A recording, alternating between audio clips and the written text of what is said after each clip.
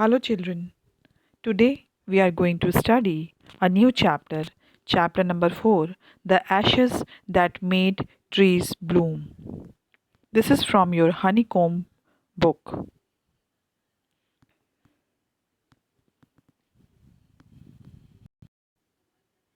The story, The Ashes That Made Trees Bloom, written by William Elliot Griffiths, is based in Japan. It is about an honest and hard-working couple who live with their pet dog Muko. The greedy and the cruel nature of their neighbors result in the death of the dog. However, the master receives support and solace in many different unexpected ways from the dog's spirit.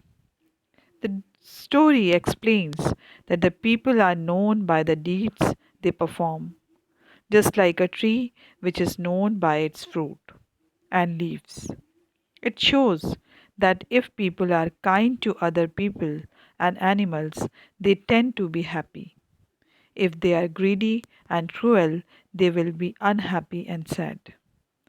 The story also has hints of magical realm, along with themes of kindness, mythology, karma, animals, fantasy, kindness, and society. This chapter is a story about an old couple of Japan. The old man and his wife were very honest. They also had a very faithful dog as a pet, which dies a very unfortunate death in which their neighbors were the main culprit. The chapter also deals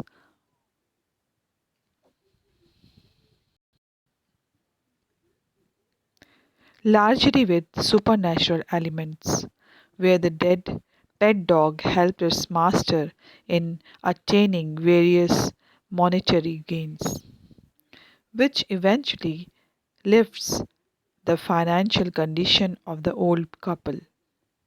The name of the chapter, The Ashes That Made Trees Bloom, is suggestive to the fact that it was the dead dog who, though being dead, appears in the dream of the old man, his master, and helps in lifting up the financial and all over the condition of the old couple.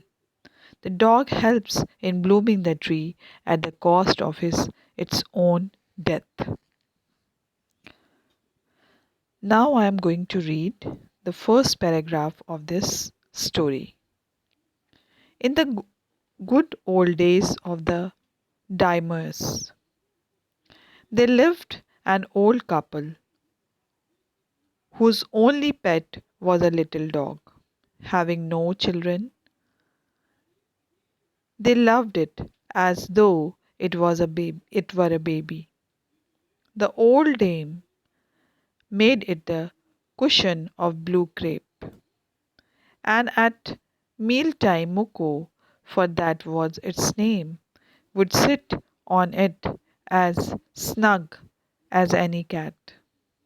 The kind people fed the pet with tidbits of fish from their own chopsticks and all the boiled rice it wanted, thus treated the dumb creature, loved its protectors like a being with a soul. Here you can see a new word is daimyos. Daimyos means in 19th century Japan wealthy landowners. Snug means comfortable, a being with a soul like a human child, showing emotion over here. Now I am going to explain. The story setting is in the time of the 19th century in Japan, when is the days of the daimyos, the Japan's landlords. There lived an old couple. They also had a pet dog. The couple were childless. They did not have any children and loved their dog as their own child. The little dog, whose name was Muku, enjoyed all the privileges of a human child as in any house. He loved to sit in his own special place, a cozy blue colored cushion of crepe material was prepared for the dog, where the dog would make itself comfortable. The dog was loved by both of them and had opportunity to share from the owner's own meals of fish and from their own chopsticks. He got all the things he wanted to eat, including the traditional recipe of boiled rice. So we see that the dog was treated by the old couple as if the dog was their own human child. Let's move to the second paragraph. The old man, being a rice farmer, went daily with hoe or spade into the field, working hard from morning until O Tento Sama, as the sun is called, had gone down behind the hills.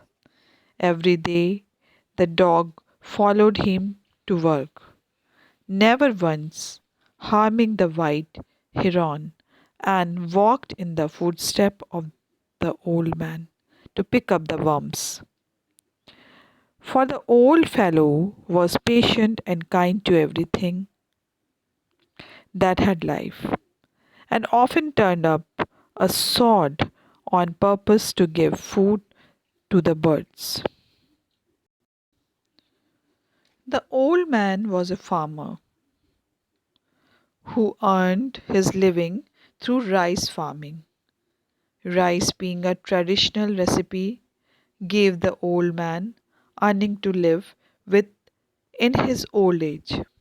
Every day he used to take his hoe and spade, his farming tools, and go into the field and work hard till the sunset in the far hills.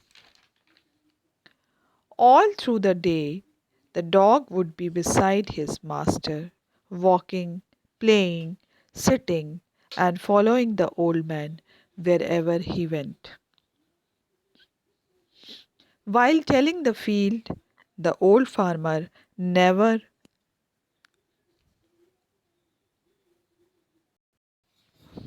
is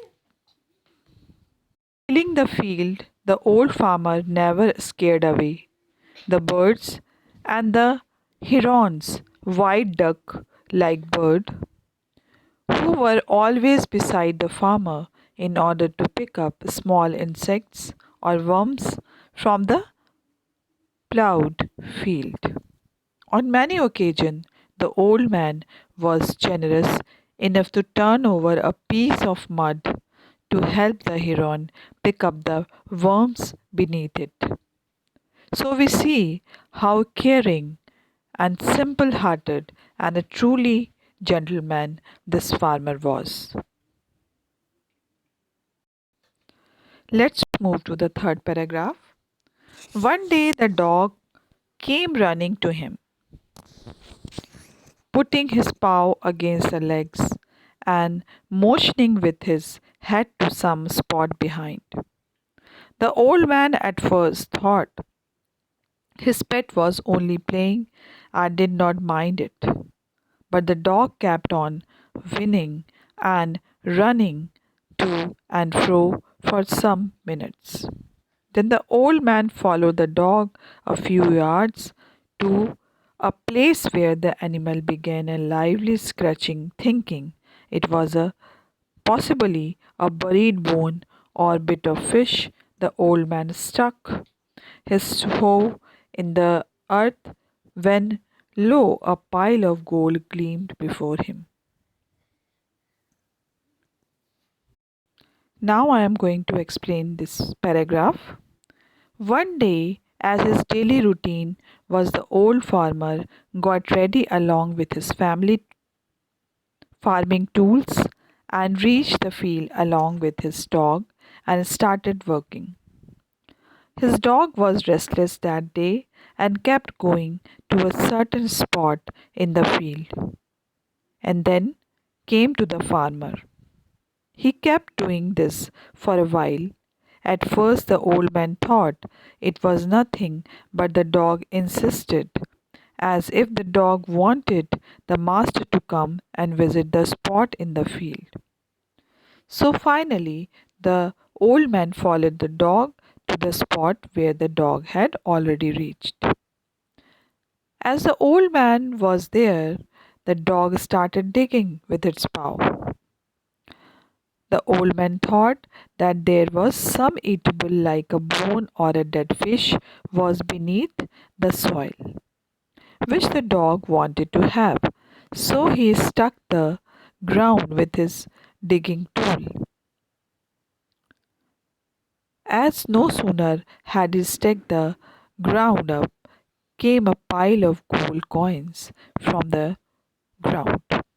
It gleamed or shined before his eyes, and he was surprised and took along the gold with him. The dog had now got them a treasure which was very pleasing for the old couple. Let's read the next paragraph. Thus, in an hour, the old couple were made rich. The good souls bought a piece of land, made a feast for their friends, and gave plentifully to their poor neighbors. As for the dog, they petted him till they nearly smothered him with kindness. The day had made the old couple a very rich couple, and all this within hours. They did not need to do any labor to earn the money. It was a gift from the Almighty, in which the God had played the role of the medium of a source. Having a lot of money, they bought a piece of land for themselves. The old couple were generous. They also entertained their neighbors by holding feasts at their home. They also cared their poor neighbors and gave them enough money and other items in order to help them. All this was made possible because of the dog Moko, whom they loved all the more. They provided, cared, and showed kindness to the dog like never before. Now let's move to the next paragraph. Now, in the same village, there lived a wicked old man and his wife, not a bit sensitive and kind, who had always kicked and scolded all dogs whenever any passed their house. Hearing of their neighbor's good luck, they caused the dogs into their garden and set before him bits of fish and other dainties, hoping he would find treasure for them. But the dog, being afraid of the cruel pair, would neither eat nor more. Coaxed means persuaded, and dainties means tasty food.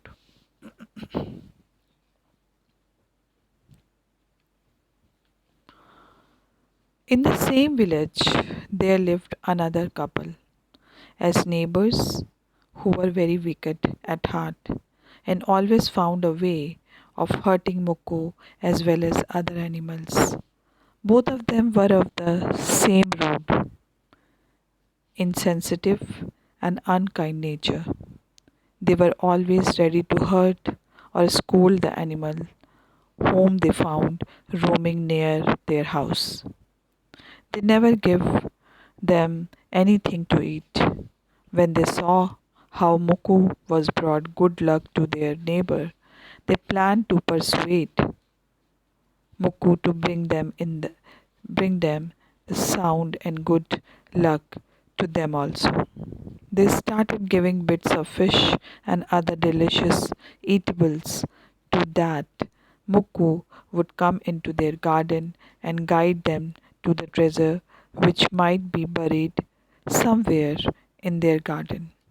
But Muku had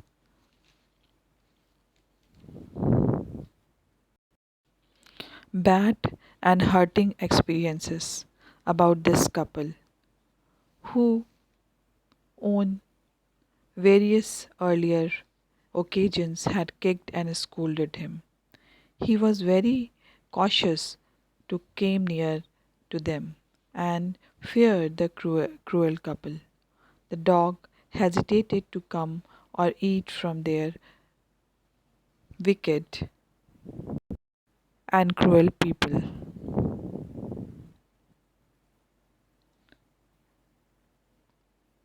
Then they dragged him out of the doors, taking a spade and hoe with them. No sooner had the dog got near the pine tree growing in the garden than he began to paw and scratch the ground as if a mighty treasure lay beneath.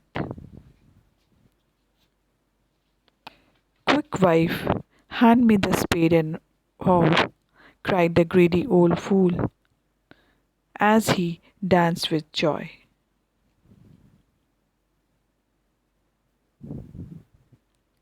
Then the covetous old fellow with the spade and the old crone with the hoe began to dig, but there was nothing but a dead kitten. The smell which made them drop their tools and shut their noses. Furious the dog, the old man kicked and beat him to the death. And the old woman finished the work by nearly chopping off his dead head with the sharp hoe. They then flung him into the hole and heaped the earth over his carcass.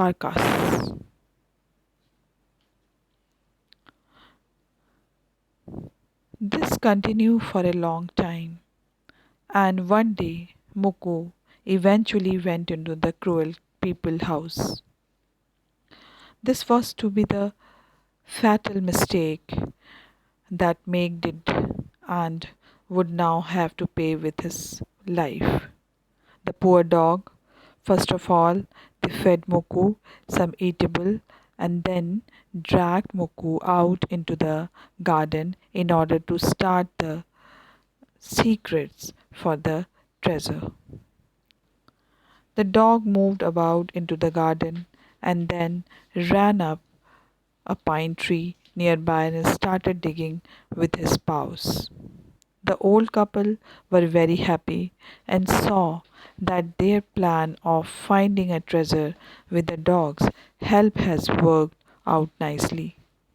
They thought that it was right beneath the tree that the treasure lay buried in the ground. Seeing the dog digging the ground, the cruel old man was very excited and called out his wife to bring him the digging tools in order to quickly dig out the treasure. So he had a spade, a hoe, and other tools and started digging the ground. After digging for a couple of minutes, there started coming very bad smell from the dig up ground. Dead kitten was now visible in the ground. Some animal must have buried the dead kitten there and Moku had smelled it out. The cruel old man was furious at the dog. All his plan of becoming rich now lay shattered, and according to the old man, Muku was to be blamed for his mishappening. His cruel anger and poured was poured upon the poor little dog, Muku. He was cruelly kicked and beaten to death at that very instant. Moreover, the cruel farmer's wife came ahead with the hoe and chopped Muku's head away, later putting the dead dog's body into the small pit into the ground and covering it with mud. Muku was now dead and buried by the cruel old neighbors.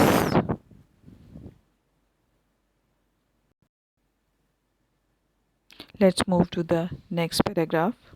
The owner of the dog heard of the death of his pet, and mourning for him as if he had been his own child, went at night under the pine tree.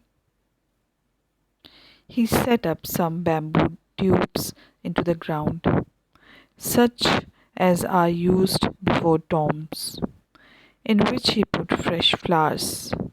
Then he laid a cup of water and a tray of the food on the grave and burned several costly sticks of incense. He mourned a great while over his pet, calling him many dear names as if he were alive.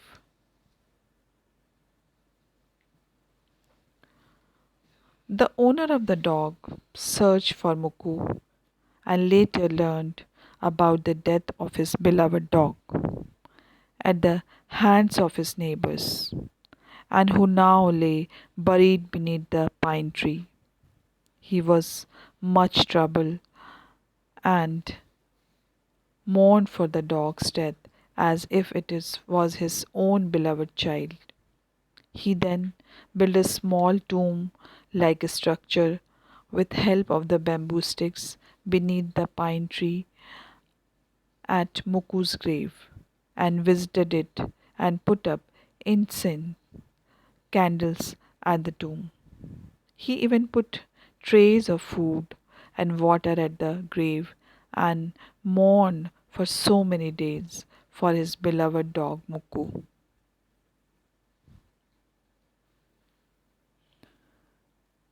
That night, the spirit of the dog appeared to him in a dream and said, "Cut down the pine tree over my grave and make from it a mortar for your rice pastry and a mill for your bean sauce."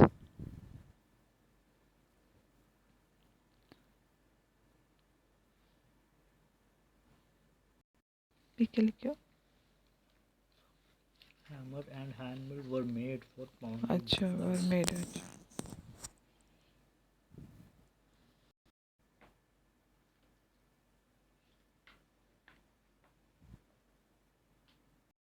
So the old man chopped down the tree and cut out of the middle of the trunk a section about 2 feet long.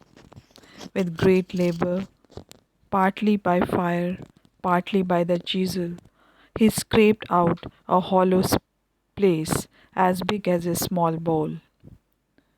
He then made a long handled hammer of wood, such as is used for pounding rice.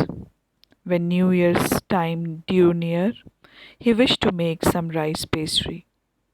When the rice was all boiled, Granny put it into the mortar.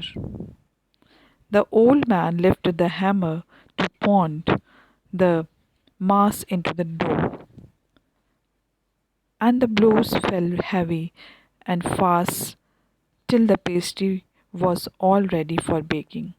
Suddenly, the whole mass turned into the heap of gold coins when the old woman took the hand mill and filling it with the beams, began to grind. The gold dropped like rain.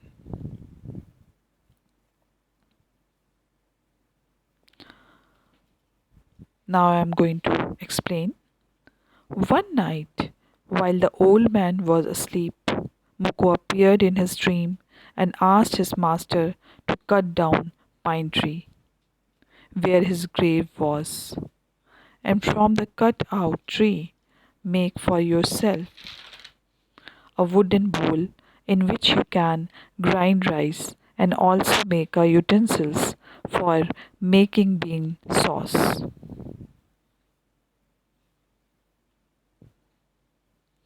The old man did as he was told by Muku in the dream.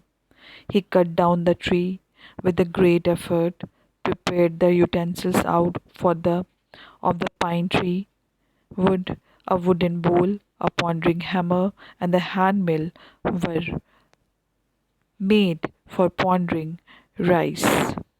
After a few days, when it was New Year's time, the old man wanted to make a special meal and took out those wooden utensils to make rice pastry. He prepared all the raw material and started pondering rice in the wooden bowl for making the rice paste. Suddenly, the ponded rice paste changed into a heap of gold coins. The old couple were amazed at this. When the old lady took some beans to grind and make sauce, the beans also turned into gold when grinded in the wooden hand mill.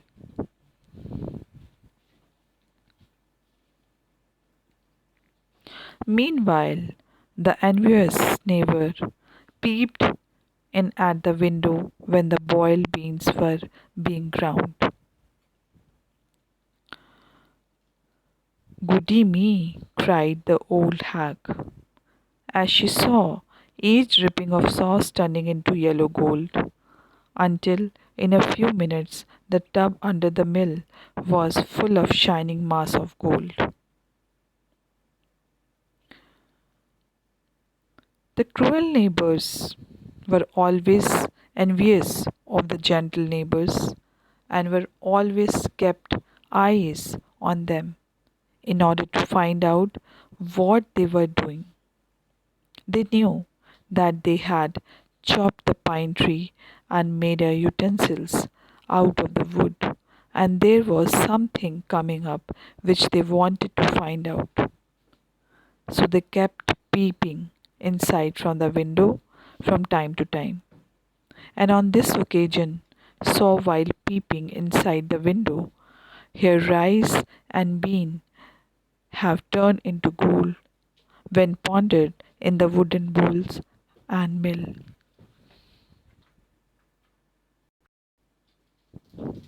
So let's move to the last paragraph of the first part of the story. So the old couple were rich again.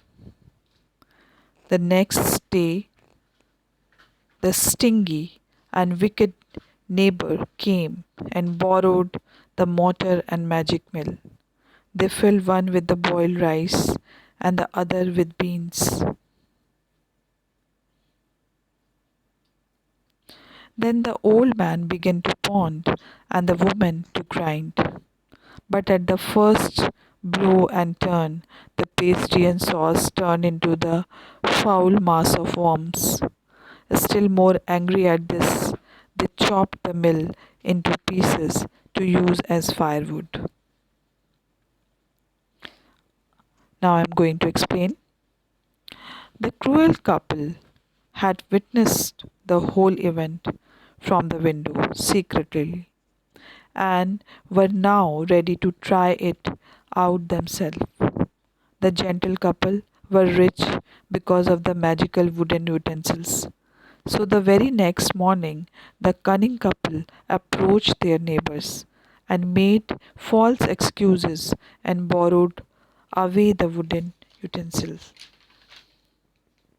in order to make gold for themselves. When at home, they filled the mortar or bowl with boiled rice and the mill with the beans for sauce and started grinding and pondering. But at the very first stroke of the hammer and the turn of the hand mill, the rice and the beans, instead of turning into gold, turned into a very bad mass of worms. The bean and the rice had turned into something very dirty and not fit to see. This was totally contrary to what the couple had seen from the windows. the other night and were disgusted at the turn of events. They got angry and frustrated and chopped both the mill and the mortar into pieces to be put into the fire. Now let's see the word meaning inside this chapter. Daimyos. Daimyos means in 19th century Japan's wealthy landowners. Snug.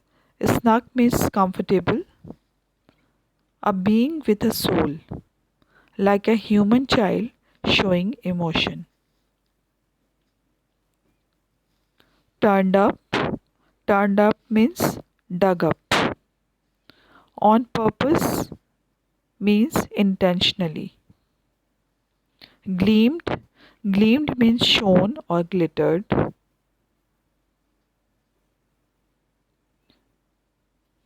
Coaxed. Persuaded. Dainties means tasty food. Covetous means greedy. Crone, old woman, old man's wife. Flung means threw. Carcass means dead body. Mortar means bowl. Ponding means crushing or grinding. Stingy means miserly.